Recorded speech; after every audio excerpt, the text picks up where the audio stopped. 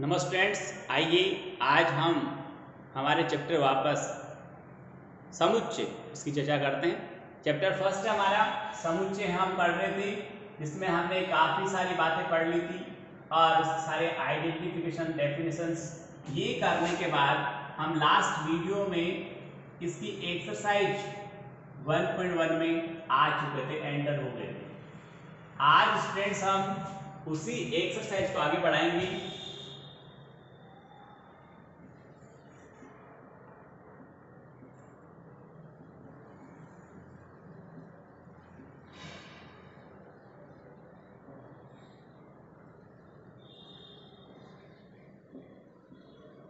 Exercise 1.1 है और दूसरे सवाल की बात करते हैं।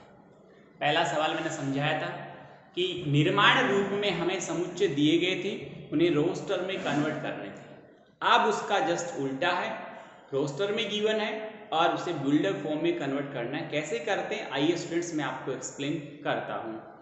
मैं फर्स्ट डाउट ही उठा लेता हूँ और फर्स्ट में दूसरे के फर्स्ट में पढ़ा है यहाँ पर 1, 8, 27, 64, 125 और 256 तक पढ़ा है। ओके, आप पहले तो आप पहचानो कि ये है क्या, और आप पहचान लो कि ये है क्या, उसी को अपनी भाषा में लिख देना, उसी को अपने शब्दों में लिख देना, वो निर्माण रूप हो जाएगा। जैसे पहचानो 1, 8, 27, 1, 8, 27, 64, 125, 256 ये प्राकृत संख्याओं का घन है, क्यूब है। 1 से लेकर 6 तक की प्राकृत संख्याओं का ये क्यूब है, घन है। इसी को अपनी भाषा में लिखना है, जैसी भाषा। आपको कुछ नहीं है साहब, हमें तो भाषा सिंबल्स कुछ सर आते ही नहीं, तो जो आपने अभी बोला है, जो मैंने आपको अभी बताया, बस वैसा लिख दें। आप जैसा आइडेंटिफाई करते हो उसको वर्ड्स में लिख दें कि 1 से लेकर 6 तक की प्राकृत संख्याओं के घन हैं। आप लिखेंगे, ये तो लिखना है सभी x का समुच्चय, जबकि x 1 से आराम से लिख सकते, कोई दिक्कत नहीं। 1 से 6 तक की प्राकृत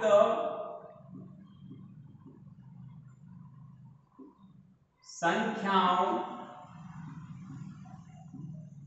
के घन है, क्यूब है।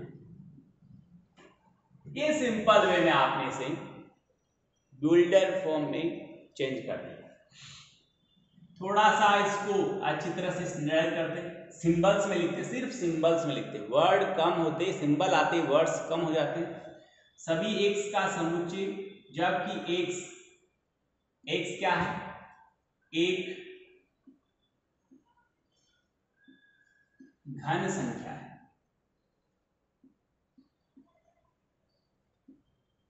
ओके, x क्या है, एक घन संख्या है, ठीक है ना।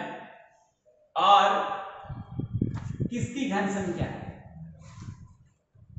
x एक घन संख्या है, और कहां से, x बड़ा और बराबर है 1 के, छोटा और बराबर है 256। यानी 1 से लेकर 256 तक जितनी घन संख्या उनको लिखनी है। तो पहली घन संख्या 1 होती है, फिर 8 होती है, फिर 27 होती है, फिर 64 होती है, फिर 125 होती है, फिर 256 होती है। 1 से लेकर 256 के बीच 6 ही घन संख्याएं होती, इसके अलावा नहीं होती। हो गया इतना काम, आगे आ जाएगा। इसका और अच्छा रूप क्या हो सकता है, सभी x का समुच्चय, जबकि x बराबर n क्यूब है। ओके, जहां n छोटा और बराबर है 6 के और n बिलोंग्स टू कैपिटल है। ये टोटली मैंने सिंबल्स में लिखा, एक भी वर्ड नहीं लिखा। यहां कहेंगे सभी x का समुच्चय, जबकि x बराबर है n क्यूब घन स्मॉल n का क्यूब और स्मॉल n किसके बराबर है 6 और 6 से छोटा है 6 और 6 से छोटा है प्लस स्मॉल n किसका सदस्य है कैपिटल N का। तो आपको पता है कि 1 से प्रारंभ होगा 1 से कम तो होगा नहीं 1 से प्रारंभ होगा और 6 तक जाएगा कौन स्मॉल n। तो यहां पर हम लिखेंगे 1 का क्यूब 1 फिर n का वैल्यू 2 का क्यूब 8 n का वैल्यू 3 का क्यूब 27 n का क्यूब n की वैल्यू 4 का क्यूब 64 n की वैल्यू 5 का क्यूब 125 n का वैल्यू 6 और 6 का क्यूब 256। ये मैंने टोटली सिंबल्स में लिखा है वर्ड्स नहीं लिखे। ये तीनों निर्माण रूप कहलाते हैं बिल्डर फॉर्म कहलाते हैं।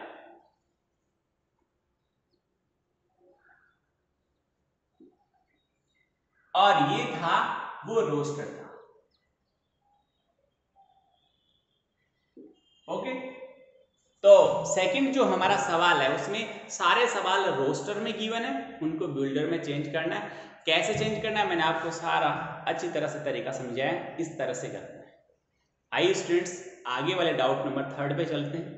3 है निम्नलिखित समुच्चयों को रोस्टर के रूप में लिखना है। यहां पर हमें बिल्डर फॉर्म में गिवन है यानी ये सिंबल्स में गिवन है। एक सवाल करके बताता हूं मैं इसका थर्ड लेता हूं। देखिए यहां पर ये रेज हो रहा है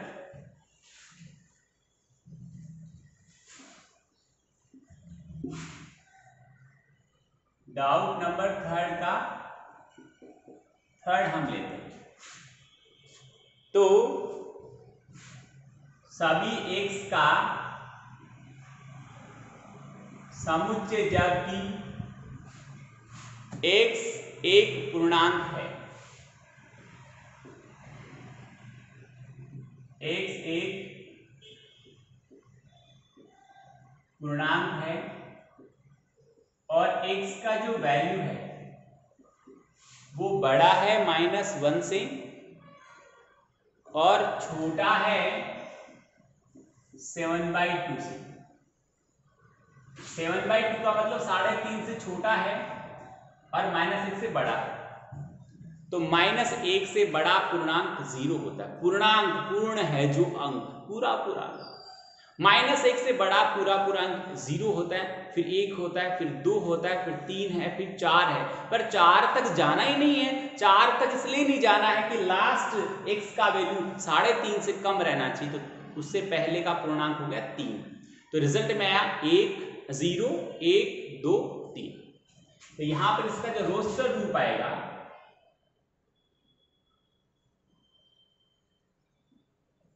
वो होगा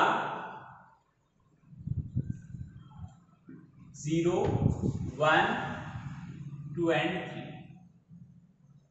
समझ में आया स्टूडेंट्स? ये थर्ड मैंने आपको एक्सप्लेन किया है। इसी तरह बाकी 3 और इसमें वो हो जाएंगे। नेक्स्ट की बात करें स्टूडेंट्स तो देखिए डाउट नंबर 4 निम्नलिखित में कौन से रिक्त समुच्चय रिक्त यानी खाली उनमें एक भी एलिमेंट नहीं है एक भी अवयव नहीं है ऐसे कौन से समुच्चय वो हमें सेलेक्ट करने हैं। देखिए फर्स्ट है उन समप्राकृत संख्याओं का समुच्चय जो 3 से भाज्य है।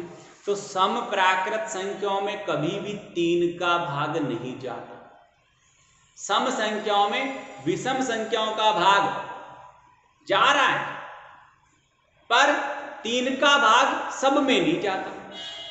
यानी सभी सम संख्याओं में 3 का भाग नहीं जाता तो है पर सब में नहीं जाता। अब कौन सी में जाता है 3 का भाग? 6 में जाता है 12 में जाता है चलते जाओ 18 में जाता है 24 32। अब 32 में 3 का भाग नहीं जाता पर अपने पास संख्या क्या आई 6 हो गई 12 हो गई 18 हो गई 24 हो गई 30 हो गई 36 हो गई 42 हो गई 48 हो गई। ये सब सम संख्याएं भी है और इनमें 3 का भाग जाता भी है। इट मीन्स इस समुच्चय में 6 6, 12, 18, 24, 30, 36, 42, 48, 54, 60, 66, 72 ये सब आते जाएंगे। यानी इसमें अवयव जरूर आएंगे, सदस्य जरूर आएंगे, एलिमेंट जरूर आएंगे, पर खाली नहीं होगा। तो ये तो खाली नहीं है, ये तो रिक्त नहीं है, ये तो नल सेट नहीं है, ये तो एम्प्टी सेट नहीं है। आगे देखिए, कह रहा है सभी x का समुच्चय जबकि x² - 5 बराबर 0 तथा x एक परिमेय संख्या है। यहां पर कुछ सिंबल में गड़बड़ है। x² - 5 फिर कोमा है, फिर बराबर है, फिर 0 है। इट मीन्स ये वेल डिफाइन नहीं है। इसको अब देखें बुक में क्या है, मेरे पास ऐसा लिखा है। तो यहाँ पर वेल डिफाइन नहीं है ये, मतलब अच्छी तरह अपने दिख नहीं रहा कि क्या है। यहाँ पर कोमा और फिर बराबर दोनों नहीं आने चाहिए। यहाँ पर कुछ और सिंबल होना चाहिए, या तो यहाँ पर ये देखें कि केवल कोमा नहीं, केवल बराबर है, तब हम कहेंगे x² - 5 ऐसे। जैसी स्थिति में मेरे को दिख रहा है उस स्थिति में हल कर रहा हूँ। अब एक्चुअल में यहाँ वहाँ बराबर है ऐसा लिखा हुआ है, यहाँ पर ऐसा कोमा और बराबर 0। तो कोमा मान या बराबर, पर मैं बराबर मान के हल कर रहा हूँ। अब कोमा है तो उसका रिजल्ट कुछ और आएगा, आप टेंशन में नहीं आना। और मैं इसको ये मान के कर रहा हूँ, तो यहाँ पर x² बराबर आ गया 5 और x बराबर आ गया √+-5। अब x एक परिमेय संख्या है, तो √5 एक परिमेय संख्या नहीं है। उसमें समुच्चय में दिया गया है कि x² - 5 बराबर 0 और x एक परिमेय संख्या है। तो साहब रूट वाली संख्या तो परिमेय संख्या नहीं होती है। जिसका रूट पूरा पूरा हो जाता है वो तो परिमेय है, पर जैसे √3, √5, √7, √11 ये परिमेय संख्या नहीं होती। तो यहाँ पर ये परिमेय संख्या नहीं है। इट मीन्स इसमें कुछ भी नहीं आने वाला है, यानी ये एम्प्टी सेट है, ये रिक्त समुच्चय कहलाएगा। आगे देखिए, इसका थर्ड x² - 1 बराबर 0, x एक r है। जरा देखना यहाँ पर थर्ड में लिखा है x² + 1 = 0, x² = -1। अब इसको सोल्व करेंगे तो x इसका रूट लेना पड़ेगा, और माइनस की नंबर का रूट पॉसिबल नहीं है। ये तो सिर्फ कॉम्प्लेक्स नंबर में ही आता है। उसने कहा कि x बिलोंग्स टू r एक रियल नंबर होनी चाहिए। वास्तविक संख्याओं में कभी भी माइनस का रूट नहीं होता है, सिर्फ काल्पनिक संख्याओं में माइनस का रूट होता है। अतः ये भी एक एम्प्टी सेट होगा, खाली सेट होगा, रिक्त सेट होगा, नल सेट होगा। नल तो नहीं कर सकते, पर एम्प्टी सेट जरूर कर सकते। आइए आगे इस तरह आप देखते जाएंगे इसको। और डाउट नंबर 5 की हम बात करें तो वो है निम्नलिखित में से कौन से समुच्चय एकल हैं जिनमें एक ही अवयव है, वो एकल समुच्चय।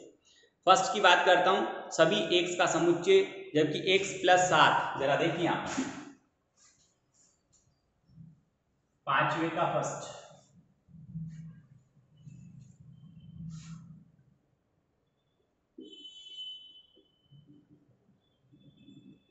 सभी x का समुच्चय जबकि x + 7 बराबर 5, कोमा